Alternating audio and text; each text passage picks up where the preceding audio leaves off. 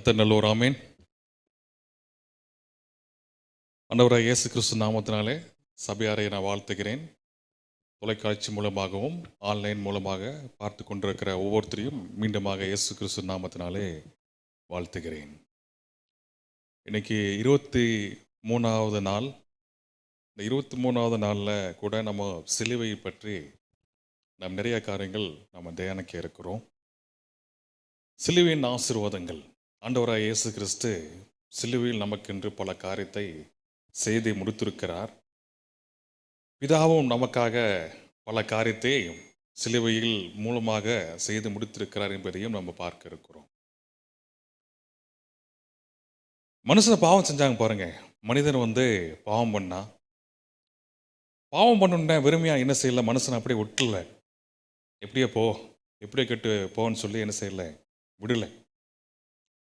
பாருங்க, ஆதியாகமம் 3ஆம் அதிகாரம் 5ஆம் வசனத்தில் சொல்லப்பட்டிருக்கிறது. யாராவது வாசிக்கிறீங்களா? சத்தமா மைக்கில். ஆதியாகமம் 3ஆம் அதிகாரம் 15ஆம் வசனம் இங்கே சொல்லப்பட்டிருக்கிறது. உனக்கும் ஸ்திரீக்கும் உன் வித்துக்கும் அவள் வித்துக்கும் பகை உண்டாக்குவேன். பகை உண்டாக்குவேன். அடுத்து தொடர்ந்து வாசிங்க. அவர் உன் தலையை நசுக்குவார், நீ அவர் குதிங்காலை நசுக்குவாய் என்றார். பாருங்க, கர்த்தர் மிகப்பெரிய நல்லவராகவே இருக்கிறார். மனிதன் பாவம் பண்ணிட்டான், உடனே என்ன செய்யல, அவனை தண்டிக்கல. உடனே என்ன செய்யல, அவனைய ஒன்றும் இல்லாமல் போ அப்படின்னு சொல்லலை. சொல்றாரு, பாவம் செஞ்சிட்டேன், தப்பு பண்ணிட்டேன். அந்த நேரத்தில் கூட கடவுள் என்ன பண்றாரு, ஒரு ஆறுதலான ஒரு வசனத்தையும், ஆறுதலான ஒரு வார்த்தையும், ஆறுதலான நம்பிக்கையும் இந்த இடத்துல கொடுக்கறத பார்க்க முடியுது. ஆதியாகமம் 3:15 சொல்லப்பட்ட வார்த்தைகள் பார்க்குறப்போ பாருங்க, நல்லா கவனிச்சு பார்க்குறப்போ, அவர் உன் தலையை நசுக்குவார் அப்படின்னு சொல்லப்பட்டிருக்கு. பாவத்துக்கு காரணமாக இருந்த பிசாசை பார்த்து ஆண்டவர் சொல்றாரு, என் குமாரன் இந்த உலகத்துக்கு வர போறாரு, அவர் என்ன செய்ய போற, என் பிள்ளைனை ஏமாத்தி நீ என்ன பண்ண, இந்த உலகத்தை நீ மீட்டுக்கு சம்பாரிச்சிட்டேன்,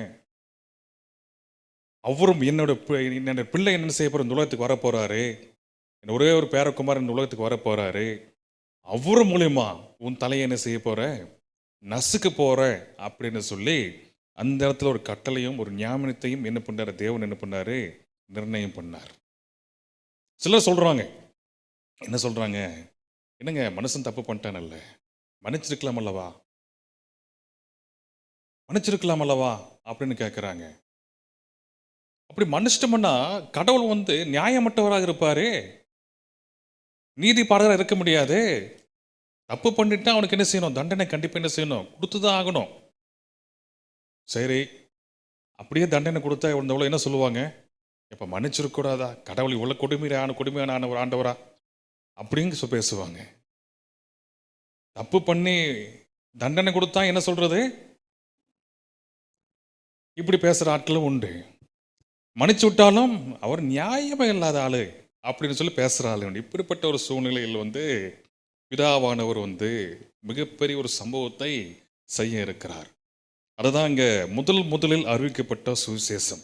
ஆதியாகமம் 3:15 முதல்ல அறிவிக்கப்பட்ட ஒரு சுவிசேஷம். இயேசுவானவர் என்ன பண்ணாரு, அவருடைய தலையை நசுக்குவார் என்று சொல்லப்பட்டிருக்கிறது. பிசாசு என்ன பண்ணுவான், அவருடைய குதிகாலை நசுக்குவான் என்று சொல்லப்பட்டிருக்கிறது. அப்போ குதிகாலை நசுக்குவான், அது அர்த்தம் என்ன, அது காரியங்கள் என்ன அப்படின்னு சொல்லி பார்க்குறப்போ, அதுதான் சிலுவையில் இயேசு கிறிஸ்து பட்ட பாடுகளை இந்த இடத்துல குறிப்பிடப்பட்டிருக்கிறது. நீ தப்பு பண்ணிட்டுப்பா, இந்த உலகத்து ஜனங்கள் தப்பு பண்ணிட்டாங்க, இந்த தண்டனை என்ன செய்ய முடியாது, இவரால் சுமக்க முடியாது, இவரால் ஏற்றுக்கொள்ள முடியாது. இதுக்காக என்னோட ஒரே ஒரு குமாரன் என்ன செய்ய போறேன், இந்த உலகத்துக்கு நான் அனுப்ப போறேன், அவர் மூலியமா எல்லா விதமான பாடுகளையும் எல்லா விதமான தண்டனைகளும் அவர் மேல் என்ன செய்ய போறேன், நானே சுமத்த போறேன்னு சொல்லி பிதாவானவர் ஒரு திட்டத்தை ஏற்படுத்தி முதலில் நம்பிக்கை ஏற்ற விதத்தில் இந்த வசனத்தை என்ன பண்ணியிருக்காரு, சொல்லி வைத்திருக்கிறார். பாருங்க, ரோமர் 3ஆம் அதிகாரம் 23ஆம் வசனத்தை பார்க்கும் பொழுது எல்லாரும் பாவம் செய்து தேவ மகிமையற்றவர்கள் ஆனார்கள் அப்படின்னு சொல்லப்பட்டிருக்கிறது. எல்லாரும் பாவம் செய்து தேவ மகிமையற்றவர்கள் ஆனார்கள் சொல்லப்பட்டிருக்கிறது. ஒரு மனுஷன் கூட பாவம் இல்லாத ஒரு மனுஷன் உலகத்தில் ஒருத்தர் கூட இல்லை. ஏன்னா பாவம் செஞ்சது யார் பார்த்தீங்கன்னா ஒரு பெண் தான். ஆனால் ஒரு மனுஷன்தான், ஒரு ஆண் தான் பாவம் செஞ்சதாக வேதத்தில் குறிப்பிடப்பட்டிருக்கிறது. அதனால தான் இயேசுவானவர் எந்த விதமான மனிதனுடைய உதவி இல்லாம கண்ணின் மரியாதை இடத்துல என்ன பண்ணார்? இயேசு கிறிஸ்து ஒப்புவித்து இந்த உலகத்திலே அவர் பிறந்தார். அப்படி வேதம் நமக்காக தெளிவாக நமக்கு போதிக்கிறது. ஏன் ஆணின் உதவியோடைய பிறக்கலைன்னா இந்த ரீசன், இந்த காரணத்தினால்தான் என்ன பண்ணாரு?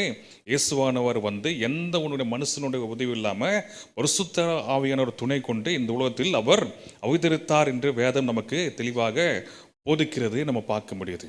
சரி, உலகத்தில் அவதரிச்சாரு, அவதரிச்சு எல்லாம் முடிஞ்சு போகுதா அப்படின்னு சொல்லி பார்க்குறப்போ லேவியராகமம் 17ஆம் அதிகாரம் 11ஆம் வசனத்தை நம்ம வாசிக்க கேட்போம். லேவியராகமம் 17:11. மாம்சத்தின் உயிர் இரத்தத்தில் இருக்கிறது. நான் அதை உங்களுக்கு பலிபீடத்தின் மேல் உங்கள் ஆத்துமாக்களுக்காக பாவ நிவர்த்தி செய்யும்படிக்கு கட்டளையிட்டேன். ஆத்துமாவிற்காக பாவ நிவர்த்தி செய்கிறது இரத்தமே. ஆத்துமாக்களுக்காக பாவ நிவர்த்தி செய்வது இரத்தமே. அப்போ ஆத்துமாக்கள் யாருங்க? நம்ம தான் ஆத்துமாக்கள், மனிதர்கள் தான் ஆத்துமாக்கள். அப்போ நாம மீட்கப்பட வேண்டும் என்றால் ரத்தம் சிந்தப்பட வேண்டும். பாருங்க, பழைய ஏற்பாட்டு காலத்தில் பாவம் செய்யறப்ப என்ன பண்ணுவாங்க? போய் ரத்தத்தை என்ன பண்ணுவாங்க? தெளிப்பாங்க. எப்படி தெளிப்பாங்க? ஒரு ஆட்டியோ இல்லை பறவைகளோ என்ன பண்ணுவாங்க? பள்ளி கொடுத்து என்ன பண்ணுவாங்க? ரத்தத்தை என்ன செய்வாங்க? தெளிப்பாங்க. எதுக்குன்னா, நான் இந்த மாதிரி பாவம் பண்ணிட்டேன், இந்த பாவம் நான் என்ன செய்கிறேன்? பலிபீடத்தில் என்ன பண்ணுறேன்? இதை ரத்தத்தை நான் தெளிக்க போகிறேன். என்னுடைய பாவத்தையும் எல்லாத்தையும் என்ன செய்ய போகிறேன்? இந்த ஆட்டு மேலே என்ன செய்ய போகிறேன்? வைக்கிறேன். ஆகவே இந்த பாவத்துக்கும் எனக்கும் எந்த விதமான சம்மந்தம் இல்லைன்னு சொல்லி பலிபீடத்தில் ஆசாரியர்கள் என்ன பண்ணுவாங்க? நமக்காக என்ன பண்ணார்? அன்னைக்கு என்ன பண்ணார்? பலியை இட்டார்கள். ஆத்துமாக்களுக்காக, மனிதர்களுடைய பாவத்துக்காக என்ன பண்ணியிருக்காங்க? ரத்தத்தை அந்த இடத்துல அந்த காலத்தில் என்ன பண்ணாங்க? பலியிட்டாங்க. ஸோ அந்த மூலமாக என்னது? சுத்திகரிக்கப்பட்டது, பாவங்கள், நம்முடைய பாவங்கள் சுத்திகரிக்கப்பட்டது அப்படின்னு சொல்லி பார்க்கிறோம். எபிரேயரில் 9:22 கூட நம்ம பார்க்குறப்போ ரத்தம் சிந்துதல் இல்லாமல் மன்னிப்பு உண்டாகாது அப்படின்னு சொல்லப்பட்டிருக்கிறது. அப்போது பைபிளில் சொல்லப்பட்டிருக்க விஷயங்கள் தெளிவாக பார்க்குறப்போ ஒரு குற்றமற்ற ரத்தம் சிந்தப்பட வேண்டும். குற்றமற்ற ரத்தம் சிந்தப்பட வேண்டும். எத்தனை நாளைக்கு தான் போய் பாவம் செஞ்சுட்டு போய் ஒரு ஆட்டியும் மாட்டியும் பறவைகளும் பலியிட்டு இருக்கிறது? ஒட்டுமொத்த உலகத்துக்கு ஒரு நிவாரண பலியாக ஒருத்தர் என்ன செய்யணும்? ரத்தத்தை சிந்தப்பட வேண்டும் என்று சொல்லிதான் இயேசுவின் ரத்தம் இந்த உலகத்தில் சிந்தப்படும்படி ஒரு காரியத்தை நிர்ணயம் பண்ணினார்கள் என்று வேதம் நமக்கு தெளிவாக நமக்கு போதிக்கப்படுகிறது. இங்கே பார்க்கிறோம். சரி, இயேசு சிலுவையில் அடிச்சதாருங்க. சிலரை சொல்றாங்க யூதர்கள் சிலுவையில் அடிச்சாங்க அப்படின்னு சொல்றாங்க. சிலர் சொல்றாங்க ரோமர்கள் சிலுவையில் அடிச்சாங்க அப்படின்னு சொல்றாங்க. இது மாதிரி டிபேட் இன்னைக்கு போயிட்டு தான் இருக்கு. நாங்கள் ரோமர்கள் சொல்றாங்க, நாங்கள்லாம் ஒன்றும் அடிக்கல, யூதர்கள் தான் பிடிச்சிட்டு கொடுத்தாங்க, நாங்கள் என்ன பண்ணோம்? செஞ்சோம். இல்லை இல்லை இல்லை, நாங்கள் பிடிச்சா இன்னைக்கு செஞ்சிருவீங்களா அப்படின்னு யூதர்கள் என்ன பண்ண இன்னைக்கு பேசிட்டு இருக்கிறாங்க. பாருங்க, அன்னைக்கு இயேசுவை கொல்ல வேண்டும், இயேசுவை அடிக்கப்பட வேண்டும், இயேசு மேல் இருந்த கோபத்தினால என்ன பண்ணியிருக்காங்க? யூதர்கள் என்ன பண்ணியிருக்காங்க? பிடிச்சிட்டு ரோமர் கையில் கொடுத்தாங்க. ஏன்னா இவங்களுக்கு அதிகாரம் கிடையாது. ஒரு உயிர் எடுக்கவோ அந்த உயிருக்குண்டான தண்டனை கொடுக்குறக்கோ இவங்களுக்கு என்ன செய்யலை? அதிகாரம் இல்லை. அன்னைக்கு ஃபுல்லாக பார்த்தீங்கன்னா ரோமர் ராஜ்யம் தான் இருந்ததுனால இவங்களுக்கு எந்த விதமான அதிகாரம் இல்லை. இப்படிப்பட்ட சூழ்நிலை என்ன பண்ணியிருக்காங்க?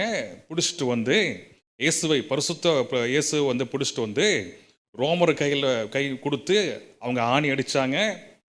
இவங்க பிடிச்சிட்டு வந்தது உண்மைதான், ஆணி அடித்தது உண்மைதான், அவர் இறந்தது உண்மைதான், அவர் உயிரை தெளிந்தது உண்மைதான். ஆனால் இது என்ன சொல்கிறாங்கன்னா, இன்னைக்கு என்ன சொல்கிறாங்க? ரோமர்கள் அடித்தாங்க, யூதர்கள் அடித்தாங்க அப்படின்னு சொல்லப்பட்டிருக்கிறது.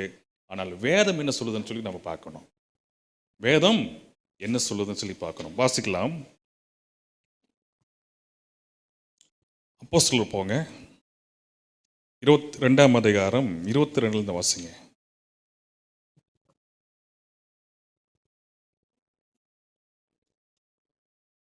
22, 23 வாசம். 2ஆம் அதிகாரம் 22, 23.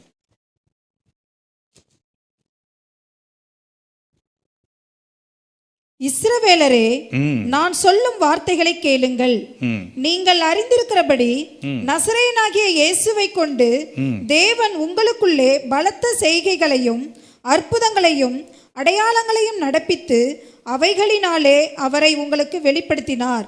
அப்படி இருந்தும் தேவன் நிர்ணயித்திருந்த ஆலோசனையின் படியையும் அவருடைய முன்னறிவின் படியையும் ஒப்பு கொடுக்கப்பட்ட அந்த இயேசுவை நீங்கள் பிடித்து அக்கிரமக்காரருடைய கைகளினாலே சிலுவையில் ஆணியடித்து கொலை செய்தீர்கள். ஆணையடித்து கொலை செய்தீர்கள். அக்கிரமக்காரர்கள் அப்படின்னு சொல்லப்பட்டிருக்கு இந்த இடத்துல. அக்கிரமக்காரர்கள் யாருங்க? புறஜாதியா இருக்க பேரு தான் அக்கிரமக்காரர்கள். யூதர்களை யாரு பார்த்தீங்களா? இவங்களுக்கு 10 கற்பனை இருக்கு. இவங்க உடன்படிக்கையின் பிள்ளைகள், உடன்படிக்கையின் படி வாழுகிறவர்கள், 10 கற்பனைப்படி இருக்கிறவர்கள். இவர்களுக்கு யாருங்க? தேவனுடைய பிள்ளைகள் அப்படின்னு சொல்லிட்டு அவங்க நினைச்சிட்டு இருக்காங்க. அக்கிரமக்காரர்கள் அப்படின்னு யாருன்னு பார்த்தீங்கன்னா புறஜாதிகள். கிறிஸ்துவை, அதாவது தேவனை, பிதாவை, யெகோவாவை ஏற்றுக்கொள்ளாதவர்கள் யாரும் சொல்லுவாங்க? அக்கிரமக்காரர்கள் சொல்லுவாங்க. அப்படிப்பட்ட அக்கிரமக்காரர்கள்கிட்ட இயேசுவை ஒப்பு கொடுத்தார்கள் அப்படின்னு சொல்லி அன்னைக்கே இந்த ஆர்கியூமெண்ட் நடந்துட்டு இருந்திருக்கு. ஆனா பேதுரு சொல்றாரு, தேவன் நிர்ணயித்த ஆலோசனைப்படி, தேவன் நிர்ணயித்த ஆலோசனைப்படி. இது எப்போ, என்னைக்கு நிர்ணயம் பண்ணாரு? ஆதியாக 3:15 சொல்லப்பட்டிருக்கிறது. அன்னைக்கு என்ன பண்ண நிர்ணயம் பண்ணாரு? ஆதியில் என்ன பண்ணாரு? 3ஆம் அதிகாரம் 5ஆம் வசனத்தில் ஆதியாகத்தில் சொல்லப்பட்டிருக்க அந்த நிர்ணயத்தின்படி இயேசுவை யார் ஒப்பு கொடுத்தாரு? பிதா நமக்காக ஒப்பு கொடுத்தார். பிதா. இவங்க பிடிச்சி அடிச்சிட முடியுமா? இயேசு கிறிஸ்துவை பிடிச்சி இவங்க அடிச்சிட முடியுமா? ஒரு செகண்ட் போதுங்க தப்பிச்சு போறதுக்கு. ஒரு செகண்ட் போது வான தூது சேனைகள் எல்லாத்தையும் என்ன பண்ணியிருப்பாங்க? பஸ்பமாக்க முடியும். ஒரு நொடி பொழுது இந்த உலகத்தை ஒன்றும் இல்லாம ஆக்க முடியும். அப்படிப்பட்ட ஒரு தேவனை எப்படி மனிதர்களால் பலி கொடுக்க முடியும்? எப்படி பழைய ஏற்பாட்டின் காலத்துல நாம பாவம் செய்யறப்போ, மனிதர்கள் பாவம் செய்யறப்போ ஒரு மிருகத்தை என்ன பண்ணுவாங்க? பலியிட்டது போல பிதாவானவர் ஒரு ஆசாரியராக என்ன பண்ணிருக்காரு? இயேசுவை நமக்காக என்ன பண்ணிருக்கார்? சிலுவையில் பலி கொடுத்திருக்கிறார் என்பதை வேதம் நமக்கு போதிக்கிறது. இதாங்க உண்மை. அன்னைக்கு என்ன பண்ணாங்க? ஆசாரியர்கள் என்ன பண்ணாங்க? பலி கொடுத்தாங்க. இது தேவன் என்ன பண்ணாரு? இயேசுவை என்ன பண்ணிருக்காரு? அவர் நிர்ணயத்தின்படி நமக்காக என்ன பண்ணிருக்காரு? சிலுவையில் அவர் என்ன பண்ணிருக்காரு? பலியாக, ஒரு ஆசாரியராக என்ன பண்ணிருக்காரு? செயல்பட்டிருக்கிறார். அது மட்டும் இல்லைங்க. எபிரேயர் 2:9 நம்ம வாசிக்கிறப்போ, தேவனுடைய கிருபையினால் ஒவ்வொருவருக்காகவும் மரணத்தை ருசி பார்க்கும்படிக்கு. என்னங்க அது? என்ன ஐஸ்கிரீமா ருசி பார்க்கறதுக்கு? இது ஸ்வீட்டா? மரணத்தை அவர் ருசி பார்த்தாராமா.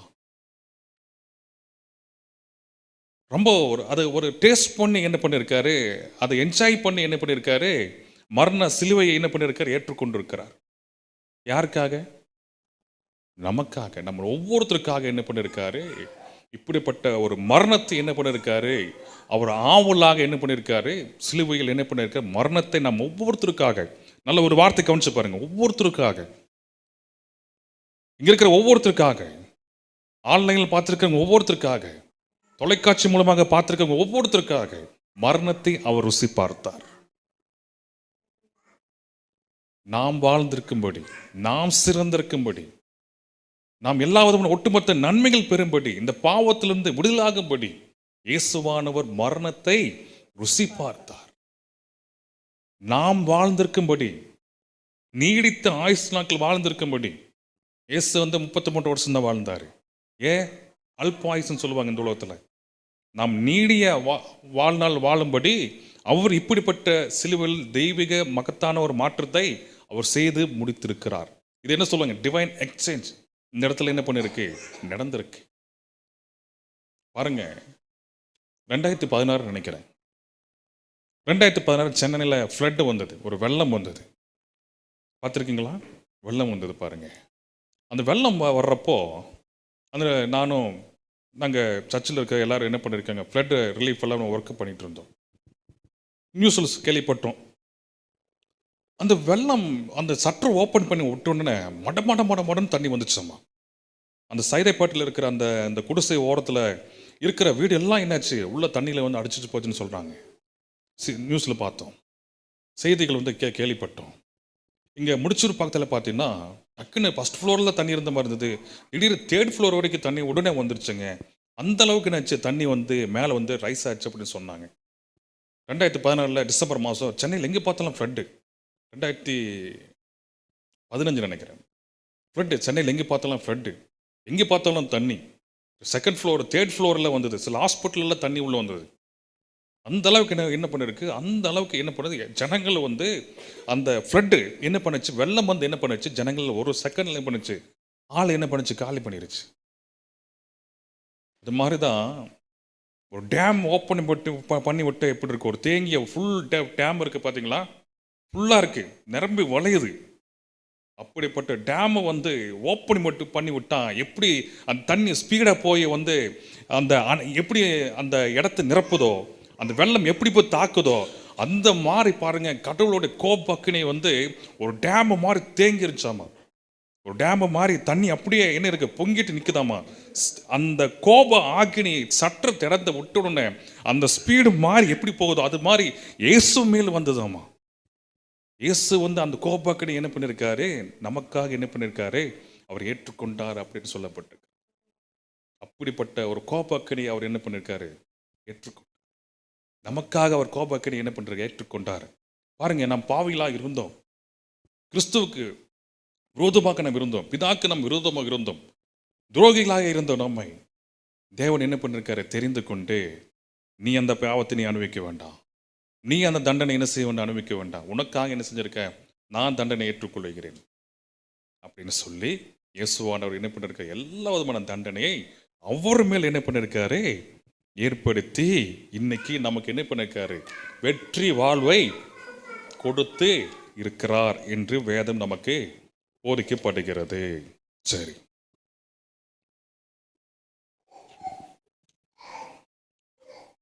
ரோமர் 8:32 வாசிங்க. ரோமர் 8:32.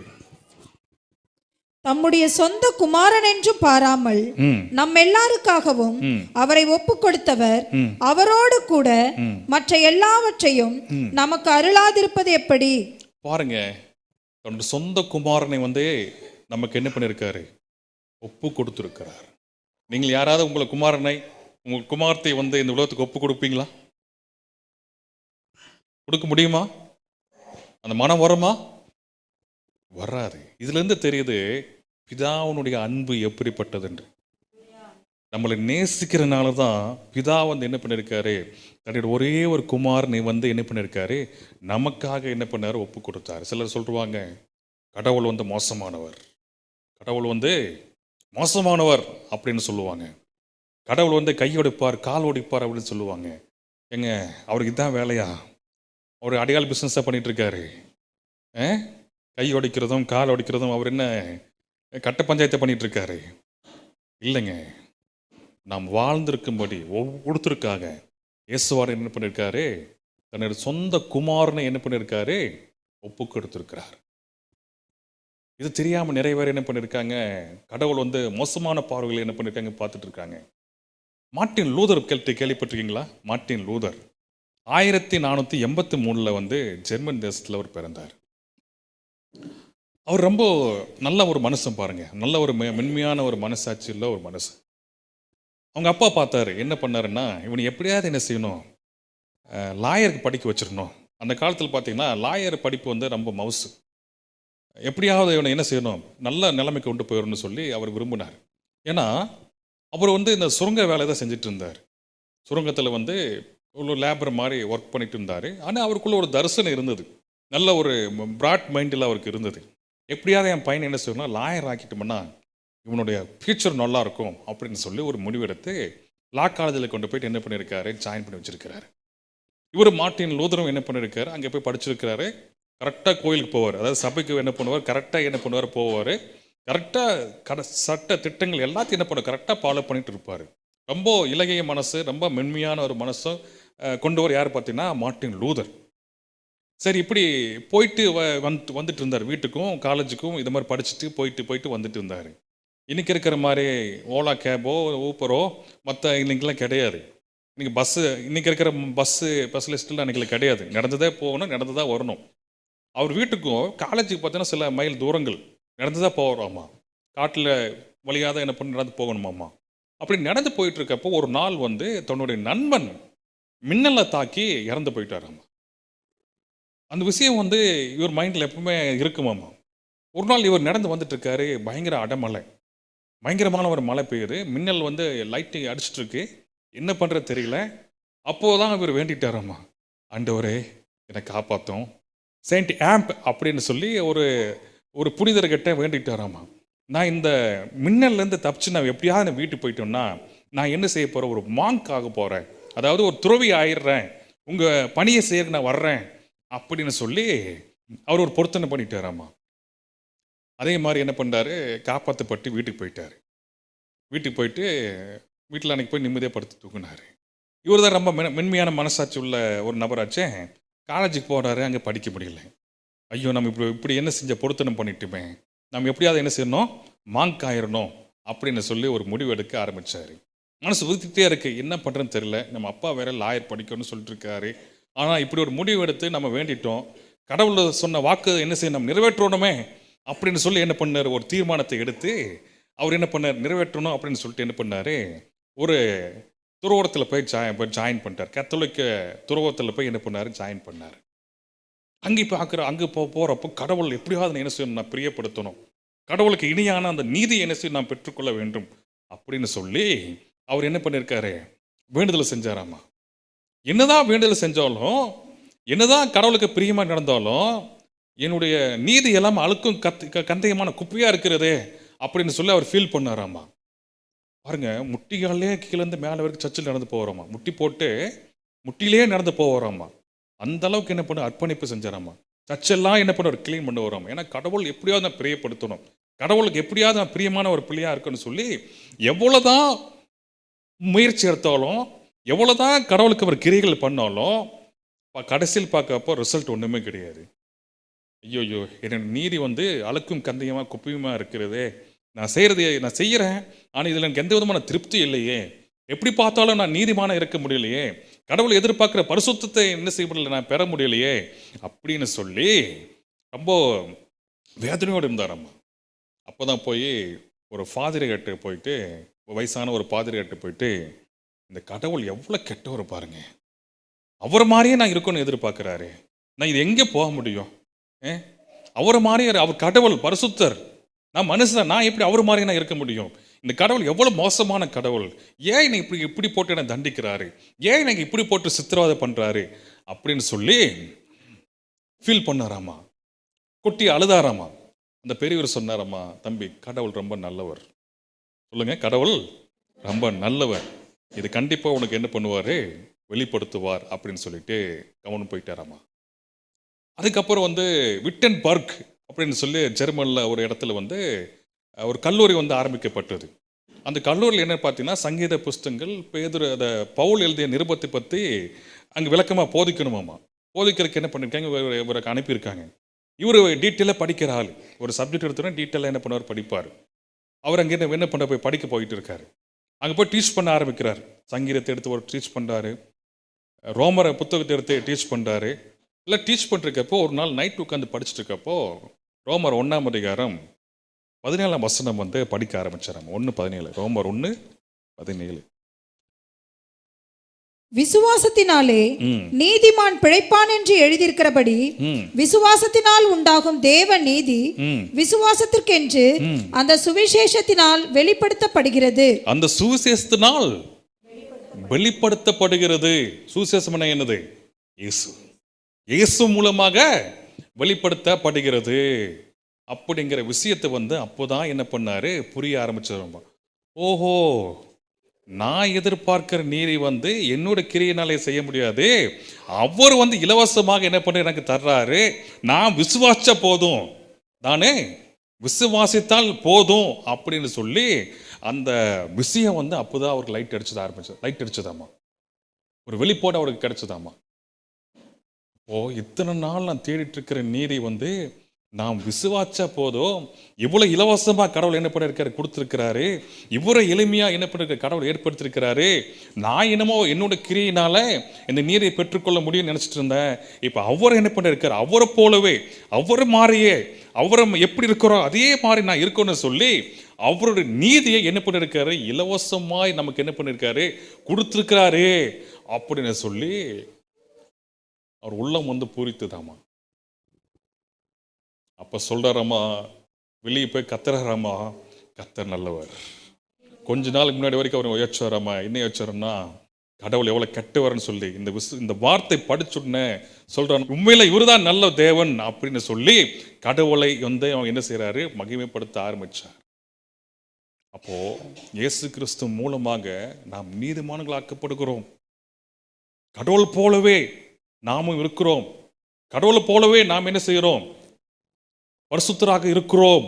இது வந்து யார் மூலமா நமக்கு கிடைச்சதுன்னா, இயேசு மூலமாக நமக்கு கிடைக்கப்பட்டது.